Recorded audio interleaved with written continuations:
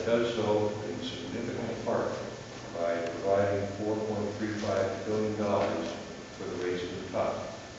The Race to the Top is a grant program of the United States Department of Education and represents the single largest cut that has ever been made by the United States federal government in comprehensive education reform. This is not the first effort that has been made, but it is the product of a long effort over the more than 2 centuries that the United States and the states and the localities of the United States have worked in partnership to make education a high priority in the country. You may recall that in 1787, the Northwest ordinances, in order for states to become states, they had to put together a system of public education in order to qualify to be a state. And since then, that growing partnership between the federal government and the states and the localities have recognized the reality that education is a local function. It is a state responsibility, and it has from the beginning been and is increasingly today an overarching national concern. The Race to the Top represents the latest iteration of why that overarching national concern is a high priority for all of us. The program will determine awards on 4 core education reform areas: adopting standards and assessments that prepare students to succeed in college and careers, building data systems that measure student growth and success and inform teachers and principals about how they can improve instruction, recruiting, developing, and rewarding and retaining effective teachers and principals, especially where they are needed most in the schools that are most in need of sound teaching. And finally, in so doing, turning around our lowest achieving schools. The fact of the matter is that Ohio is already well positioned among states to be competitive in the Race to the Top grant competition. We meet 8 of the 10 eligibility requirements and are rated an A in that competition. The bill that we have introduced will help Ohio in achieving 9 of the 10 requirements, and the 10th requirement is being undertaken today by the governor's office. This will move us forward in a very specific way to achieve very specific goals that have been outlined by Secretary of Education Arne Duncan.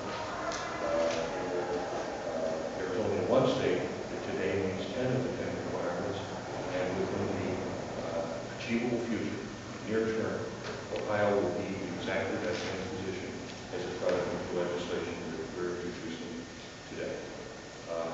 Here to explain that legislation is my colleague, Representative Garrison. Thank you, Senator.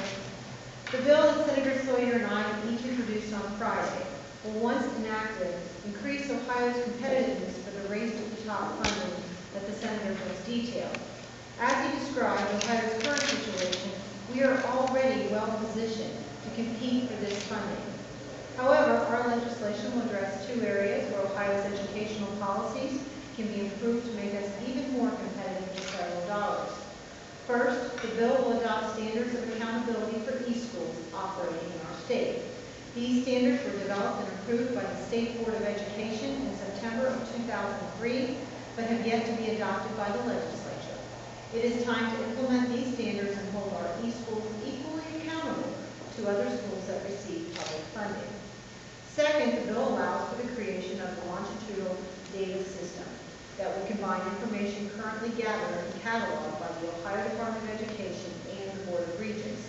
This data system would allow us to more accurately assess student progress and educational outcomes over a student's entire educational experience.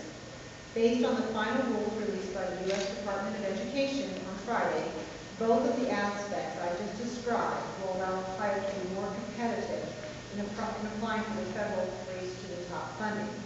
We have worked with the Ohio Board of Regents, the Ohio Department of Education, and the Governor's Office on this legislation, along with the reforms enacted earlier this This will make Ohio one of only a few states to meet all 10 essential elements for the Race to the Top funding. By enacting the new evidence-based model in House Bill 1, our state is taking great strides towards leading our country and the world in education. The bill will continue that progress and put our state in the best position possible to access a share of the $4 billion in highly competitive federal funds. We want to position our state to lead the race to the top for the students and generations of students to come. And we look forward to timely consideration in both chambers of the legislature. Without this legislation, right? We need 8 of the 10 that have been detailed. This will need, with the work that is going on in the governor's office, this will need 10 of the 10. And that will place us with Florida as only 2 states that have made that all 10. So the press release says our bill will help me to Ohio achieve 9 of the 10. Is that an error? No, it's not. The legislation will achieve the 9, and work with the governor's office will achieve the 10. And I'm sorry, the governor's office will address which? That is, would achieve the current SF Phase 2 application that is the State Fiscal Stabilization Fund request that is being worked on right now. Does your bill lift the cap on the moratorium on charter schools? Yes, this bill does lift the cap on the moratorium on charter schools as long as the standards, for each standards that were approved by the State Board of Education in 2003 are also passed. It does lift. It does have a quality requirement attached to it. You know, I would just like to add that Secretary of Education Duncan has repeatedly said over the last 6 years that he wants good quality virtual schools in all states. With the accountability standards, we are positioning these schools in this state to be more competitive for the race to the top down. It's not just a matter of number, it's a matter of quality. Are you saying the e-schools are under no standards now, or just lower standards than the traditional public schools? These schools are under lower standards than traditional public schools, and they are a niche, they are a niche form of education. And the State Board of Education took an awful lot of time in 2003 to try to address the kind of concerns that come up with these schools. In particular, the attendance issue with these schools, and that was addressed in the recommendation from the State Board of Education.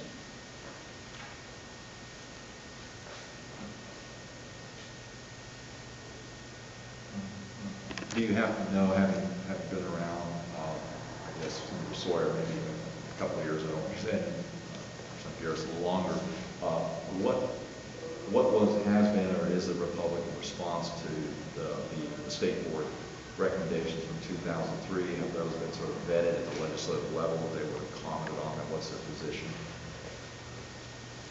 I don't know what their position is. They certainly didn't address those standards or any standards in the legislation that's been introduced.